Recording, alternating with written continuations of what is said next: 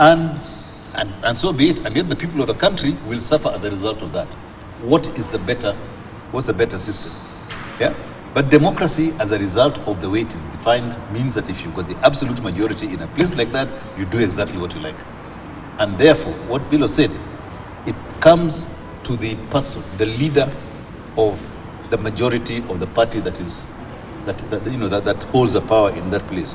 What kind of thinking do they have about the people who have elected them? Are they sympathetic to their needs? Are they considerate of the needs of the people that have gone to the ballot and put the ballot in to elect them? Or are they considerate to other people? Are they captive to a different group? They are very considerate to themselves. And for themselves and the people around them and so forth. That marks a leader.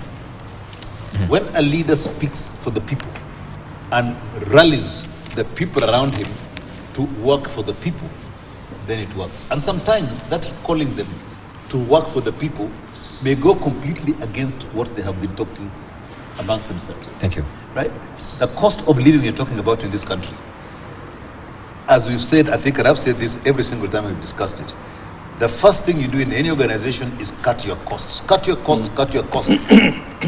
Right? And that is something that I believe the leadership in this country should consider seriously if they're going to respect the wish of the people in this country that they need a nation that you can afford to live in. You must begin to cut costs and reduce the few people at the top who are actually, we are paying for that and are necessary, so that the majority of Kenyans can live a good life. So, yes, the majority is there, nothing you can do about it, but the leadership is the one that can do something about making that majority work for the Kenyans. Right. Maybe the question that also I wanted to bring to your attention is the fact, when you're talking about this legislation, and you and the KEPSA have been on the forefront on making sure that the conversation around corruption is happening.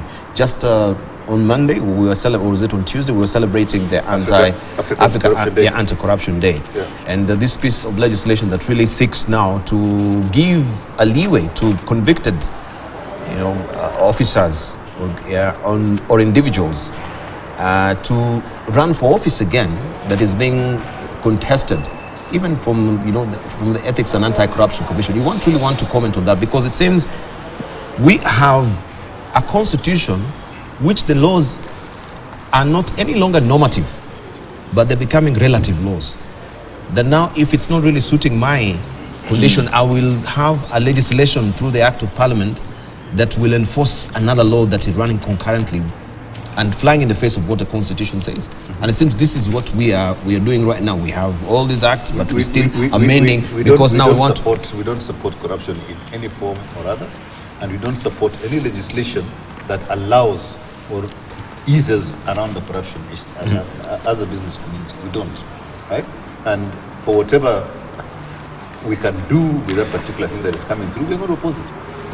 It's not something that we, if you remember, we had that anti-corruption conference a long time ago. Yes. Right? In 2018? In 2018, where we actually set out as a private sector, and we actually engaged the government and got them to come in and be part of the conversation. And we would like to do exactly the same this time around with the same government, is to get them in, get a conversation going around corruption, and we then begin to put into place things that happen in government. But this is a process. You've got to get a government to agree and listen to you, and you build rapport, right? And every time there's an overall change in government, we have to go through that process as the Business Advocacy Board. Right.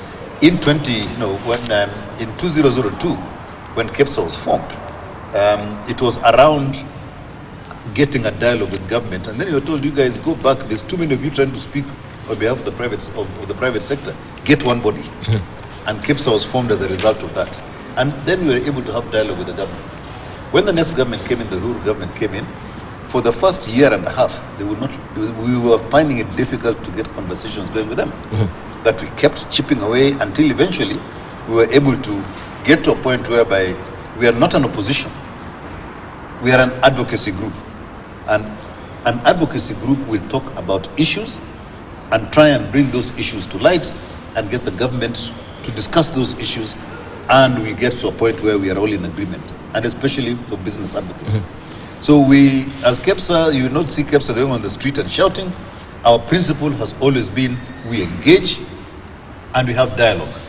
And that dialogue is done on the platforms that we can, not through the press. We go to the press to give results, not to give what we intend to do. And so we are not part of government, as people tend to think, because we are never there to sort of put a headline and put statements out, right, until we have fully discussed them. Right, thank you. I wanted just to wind up the conversation on the protest and the economy before we gravitate to other issues as well. And maybe remind Professor Gituro Wanaina this morning about Martin Nimola's, the clergy who rightly said that he was in 1920s and early 1930s, he was sympathized with many Nazis' ideas. And he came and said, I remember that particular quote, let me just find it. The first they came for the socialists. And I did not speak out because I was not a socialist. True. Then they came for the trade unionist. And I did not speak out because I was not a trade unionist. Right. Then they came for the Jews. And I did not speak out because I was not a Jew. They came for me. And there was no one left to speak for me.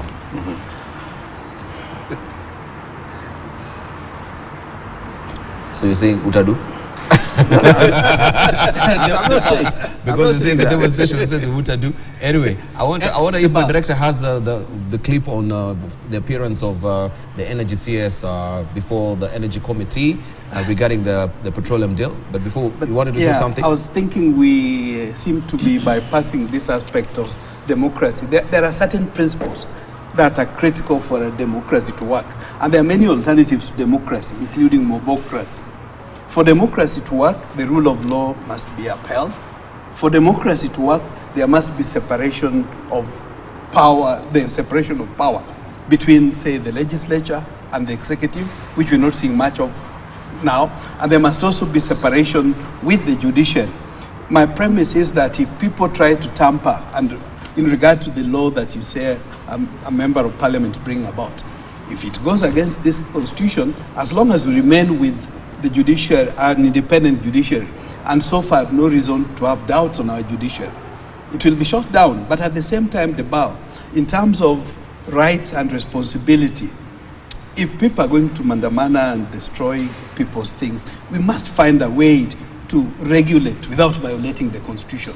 Provide both for rights while also responsibilities. Yes. And your right should not infringe on my right or my property. You see, the issue is So it's not got to go both ways. the issue is not about rights. You see, look at this bill this guy is proposing, for example, where during the assembly or demonstration, damage to a property occurs as a result. He's saying every person participating in the demo will be jointly and severally liable.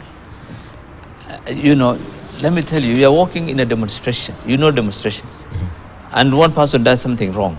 Everybody, the thousands of people will be held liable for something. I mean, This is basically saying, don't go for a demonstration. It's all about circumventing the constitutional right and denying people their rights. Yeah. I It's a think bad law. It's a very silly law. No, it's selective picking of this law. What Mheshimiwa is not saying is that the person who convenes a mandamano and there's no way of, and I think we're getting to a stage where even the conveners of these mandamanos are not going to have control on their boys, mostly boys. Although now we see a few girls also on the streets. Who takes responsibility for that destruction? I think let's not. Certainly, it's government. That's why it's the government. That is really marking the waters, because if we have also the way it's being advanced here, that the state has sponsored goons to come to this particular demonstration to upset the apple cart, because their desire was to have a peaceful demonstration. How then do you even verify the fact that these are goods that have been sponsored by the state? It's actually the government that has the mandate to protect my life and my property. I mean, look. It's my word against. It's my word against another's. That's the problem with that law. No. Wait. You see, the law is very clear. It's the government. This one. The government has the mandate to protect my lives and property in this country. Yes. That's it. There's a demonstration, yes. The law allows people to demonstrate, yes. But the same law also says government must protect my life and property. But you see, when you say to avoid arrest, this is the law I'm reading. you must prove you did not permit the damage of that property to occur. You see, that fundamentally we are told that you are innocent until you are proven. Now they are telling you in this proposal, you are guilty. You have to prove yourself. You can't have this. This is just this is a very misleading nonsense. Titus Osolo has summarized what you discussed. He says in the standard. Who is Titus? Titus Osolo in this Favera. He says, is that the view of the public, or we need to know before? No, he's thinking. He's a Kenyan. Yes. Okay. Instead of lobbying tear gas canisters and using force, authorities should assist citizens to organize peaceful demonstrations. Protecting people's right to protest doesn't imply endorsing opposition leaders. It signifies a commitment to fostering dialogue and addressing concern. Absolutely. To me, that's a very balanced what they're talking about here. That's all. But isn't that what we've been discussing? But Thank you for addressing it. But I think let's take the example of what has happened in France. Who would you take to? Who would be responsible under that law? Yes. Where it is not sponsored by anybody, but guys went out to demonstrate because of an issue. An issue, yes. Who then becomes accountable according to the way that thing is being drafted for them to become accountable? This is a terrible law. Because, and I think this is the key thing. What happened in France, and I think we are so focused on political sides here that we're talking about the right to demonstrate, right? And in France, guys were demonstrating about the fact that the police killed a 17-year-old. That was the key issue. And it was just some people just started up in the country, right? And that showed that there was a fundamental issue that needed to be addressed, which is what Bilo talked about in terms of that thing that the world is telling Macron to go and address the basic cause. And here, instead of it being spontaneous, it is being ignited by some people, right? So they're providing that killing of the 17-year-old boy to cause this thing to happen. Because the fact that the demonstrations here happen in areas that were not traditionally places that this kind of thing would happen points to a lower cause. And should be worrying. And that is what is worrying. That should be worrying, yeah. To put this kind of thing in place, I think for me is misplaced. It's very misplaced. There are things we are repeating which are not accurate. Allow also the other side. Which side? You know? Which side? I don't know. No, because the other side of the argument. Obviously, there's one side that seems to fully support Mandamanos and rights. Peacefully. But they're not talking about the peaceful part. Oh my you know, God. Peaceful if I can be protected. The peaceful is a given. If I am protected. No, that's assumed. It's a given. Because if it's peaceful, how do people end up being killed or killing? Because there are instances where if you protect me from, not always, there are instances when even police have been killed. Yes. So it's good to look at both sides. We have talked about this case of peaceful Mandamano in Mombasa. Let's look at its entirety. We've talked about this aspect of demanding the rights. And even in my view, cherry picking, this is not law yet. What Mheshimiwa was reading is, I think, a bill. He's picking the cherry, certain parts which are not acceptable, but it's not answering the question. If, say, like somebody whose bus is burnt down because somebody called a Mandamano and had no way of regulating or ensuring that it's going to be peaceful, who takes responsibility for that? Kenya is, should there be a mechanism to compensate such a person? I think we need to recognize that there is a problem that we don't have a solution to. For this innocent person who loses his property in the line of fire, how do we cushion him? So I think the premise, there are a lot of bad things here, and Mheshimiwa is deliberately picking those bad ones which I also don't support. But definitely somebody needs to take responsibility when lives are lost and when properties are damaged. So finally, for me, rights must go with responsibilities. True. I think if we agree on that, and the demonstrations need to be peaceful, and they need to be unarmed, and police should never use excessive force. We agreed in all those. That is good music. Good music today. I think that we should sound on that particular good note. Half full, half empty. Half empty. Indeed. There was an article that was there on Tuesday regarding the oil deal that also raised a lot of debates. And the Mashara guy that was saying that do not trust snake oil salesmen fueling lie over petroleum deal where we are. And we can see this shilling still on a free fall as it is right now. But he appeared before the Energy Committee in Parliament. This is the CS of Energy, just to defend on this particular petroleum deal. Let's listen to what he had to say.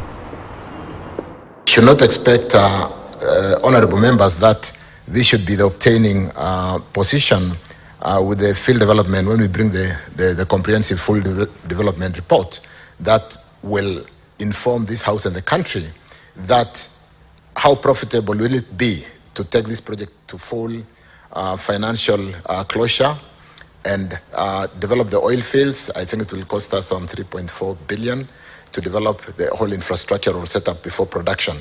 And what, in terms of the product and the quantity that we'll sell, what will be the revenue, and therefore we will be advising this House and the country that yes, it's a profitable business to go to. This was basically almost an experiment to prepare the country for fast oil. It was a pilot, early oil pilot scheme to prepare the infrastructure, to prepare ourselves, to prepare the capacity of our people in terms of county preparedness, to prepare those bridges that even one lorry could not pass through. But more importantly, I don't think from the economics of transporting crude oil, it would make sense to transport crude by road. We'll need to either, through this field development plan, confirm the commerciality, economic commerciality of building a pipeline or building a refinery, and that will come to this House, honorable members. Of course, broadly speaking, was on the aspect of the petroleum deal that they had to answer questions regarding that, of which we have Mashara Gado taking scruples with that. And he says that Ruto has to show that he's not a liar by mercilessly taking the axe to the lying cabals in his government. He goes on to say, I'll just take an excerpt there, where he says, deal overhyped. 6 months are coming to a close, and it is becoming clear that the deal sold as magic bullet to Kenyans' foreign exchange crisis and oil import bills was overhyped. If anything, it resulted in Kenya paying higher rather than cheaper prices for oil because the fixed contract did not take into account fluctuations in the international markets. Spot prices have gone down, but we stuck with the rates negotiated by those clever fellows. The loser is the Kenyan motorist and other petroleum users now being forced to fork out more at the pump. Just listening to the CS, should we be biding more time? Because they're saying, of course, we can't see the fruition of this particular deal right now. We need to wait so that we can see ultimately the benefit of this particular deal. So was this a snake oil, as is being put here by Mashara Gado? Bilokero. You know, I have been out in the media criticizing this bill so many times, this proposal many times, from the word go. My argument is this thing was driven by greed, nothing else. It's about rent seeking, and I'll tell you why. Patrick is an expert on this. He'll tell you that if you look at the Platts oil, the market prices for oil in the last 3 months, from April, it's been going down. You know, on a downward trend, all the way down to 80-something now dollars, for example, for, you know, but when you look at that contract, there was a fixed, the OTS was a very responsive thing to the movement of the Platts. In other words, the movement of the market price globally of oil. Here, I can tell you for a fact, because I was in the industry, so I have information on this thing. For each of the, either diesel or petrol, we were paying at least minimum $50 more on the premium than we would have paid for OTS. I'm telling you, on the figures that we have seen. So it was a bad deal, very expensive, number one. Number two, it was clear that the forex aspect was not going to work because the financiers, for example, KCB and Gulf and other banks, other companies, Gulf Energy, they were required to get money be paid in shillings, but they were supposed to keep it in dollars so that they can prepare to pay when the amount is due. So obviously there was going to be a forex, fluctuation and impact on that. So at the time the deal was signed, it was 130. It's now at 140 something. 141. By the time we are done, by the end of this year, probably 150. So there was going to be a forex loss. That was clear because they were asked to go and buy the dollars in the market. There's nowhere else we can get you dollars from. So it was clear. Number three, let me tell you, countries that have taken substantial amount of fuel through our import of Mombasa, for example, Uganda, South Sudan, and countries with this, all those countries, quantities that were being imported through Mombasa was part of this contract. Uganda, you've seen the newspapers in Uganda last week.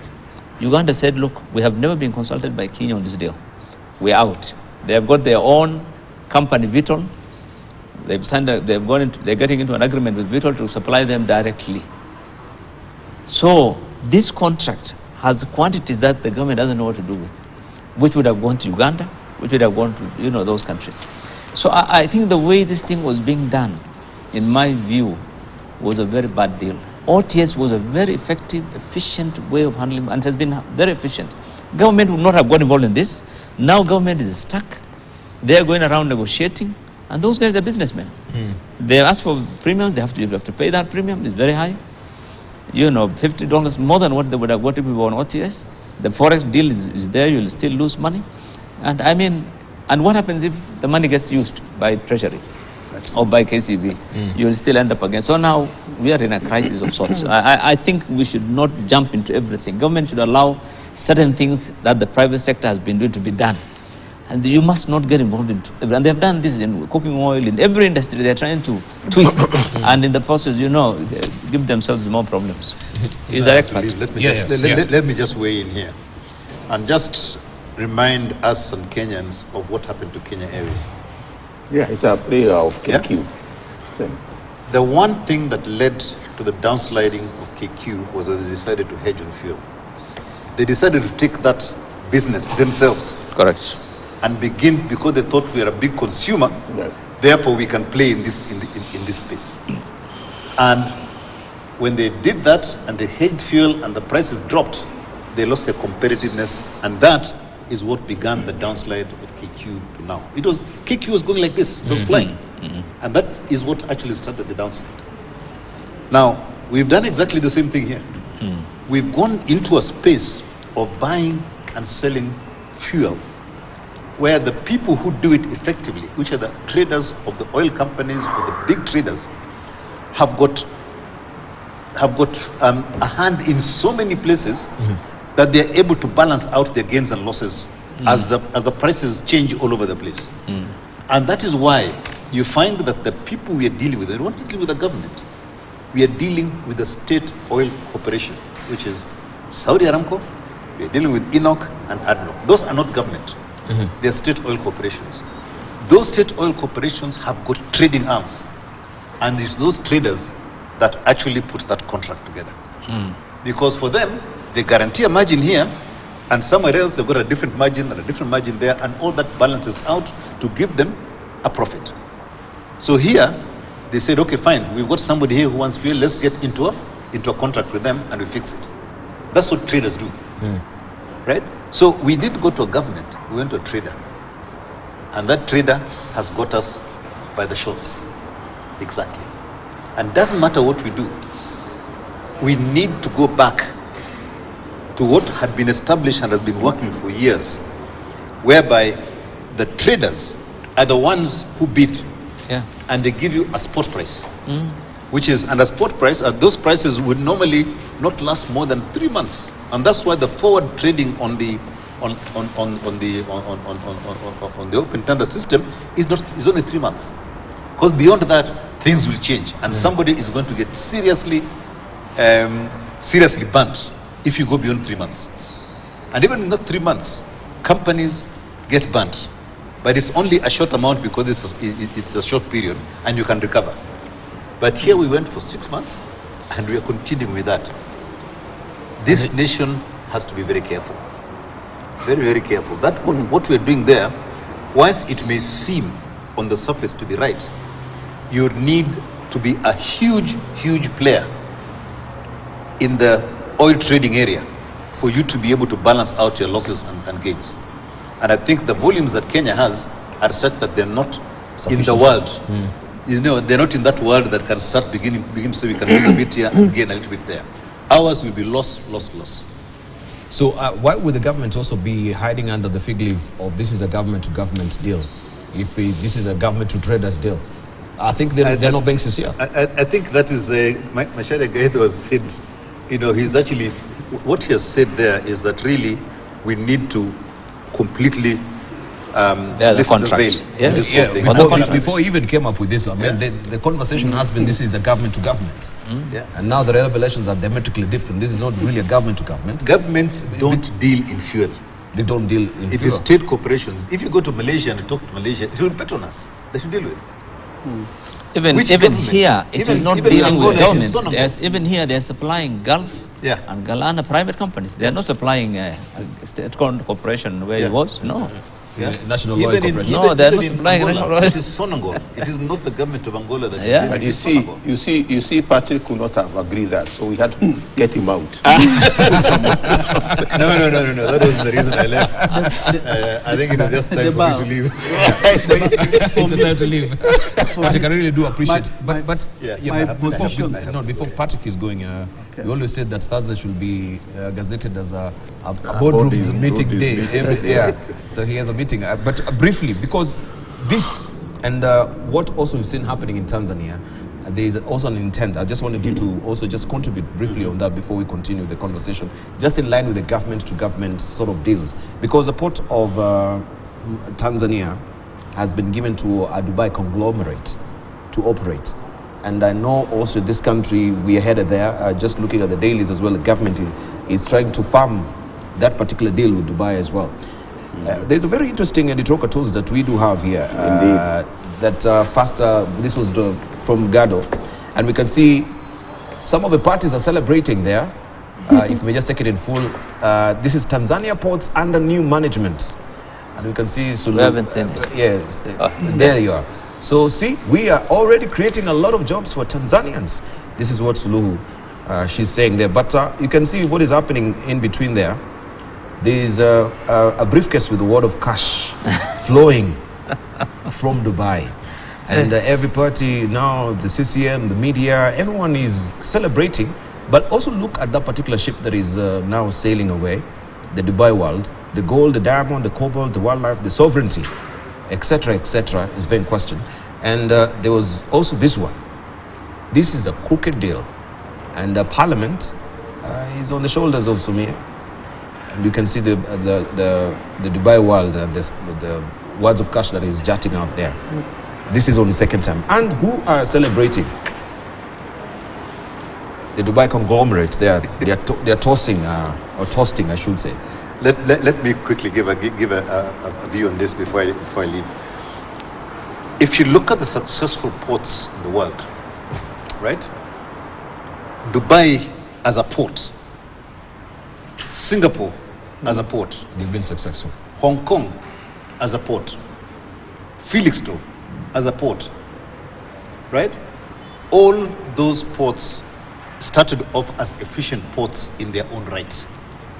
And they attracted a lot of trade, and all your container ships started calling at these places, and they grew the container trade.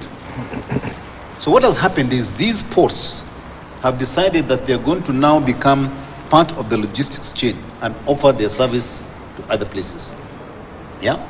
So you've got Dubai Ports, which is a global global company. You've got Singapore and Hong Kong, which are all bidding to operate ports somewhere in the world. You've also got the port of Tangier in Mexico, in Morocco, the port of Tangier, which was built and is being operated by a company called Maersk, which is a shipping company, right? And Maersk is trying to become a logistics company. That's what they want to be. And to be part of that, you will own ports where you're going to be able to carry out logistics efficiently. I thought they've always been logistics. No, they've been shipping. Maersk was shipping mainly and oil. Now they're also doing ports. And they're beginning to actually build and took some baths in Mombasa, and they took a bath. Yeah, they took a bath in Mombasa. So they're actually doing it as a business. So when we say we are going to get into a port deal. What other places have done, like Djibouti. Djibouti went out and they went on tender to all these port operators, be it DP World, be it Singapore, be it Hong Kong, and there's also the French have got a company and the British have got a company, and say we have a port here, this is what we want to achieve, bid to do it. If it is done that way, you get a good deal. But if you go on a government to government, you get a similar thing that is happening on the other side.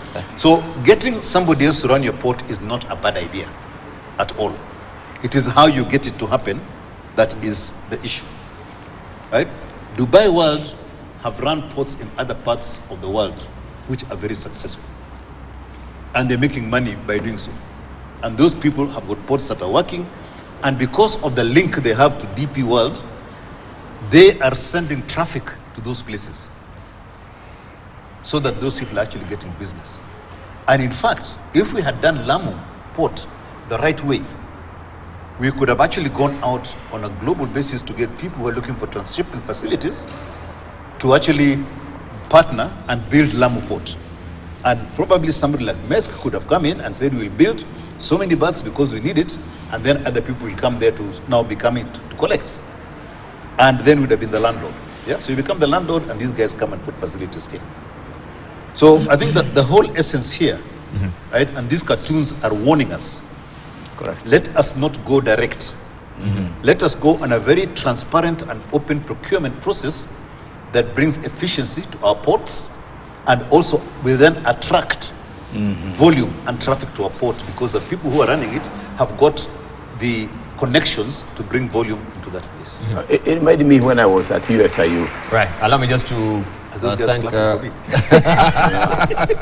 Sounds You know, USIU, they never had... Thank you, Patrick. They never had the buses for the university. They used to actually get the Rodorite Express. Because their business is not transportation. It's actually teaching.